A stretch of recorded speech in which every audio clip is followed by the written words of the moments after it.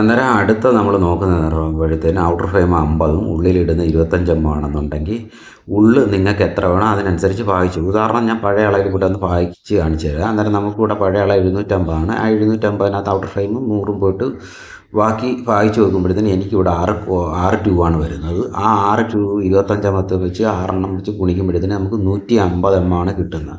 ആ 150നെ നമ്മൾ നോട്ട് ചെയ്ത് വെച്ചിട്ട് അടുത്ത് 750 അകത്ത് 100 ഫ്രെയിം കനവും കൂടെ കുറയ്ക്കുക. കുറയ്ക്കുമ്പോഴത്തേന് 650 കിട്ടും. മേളിൽ കിട്ടിയ 150 കൂടെ കുറയ്ക്കുക. 150 കുറയ്ക്കുമ്പോൾ നമുക്ക് 500 ഇവിടെ കിട്ടിയത്. ഈ 500നെ 7ആയിട്ട് ഭാഗിക്കുക. 7ആയിട്ട് ഭാഗിക്കുമ്പോഴത്തേന് നമുക്ക് ഇവിടെ കിട്ടുന്നതെന്ന് പറയുമ്പോൾ 71 ആണ് കിട്ടുന്നത്. ഈ 71 ഉള്ളിലെ ഗ്യാപ്പ് വരുന്നത്.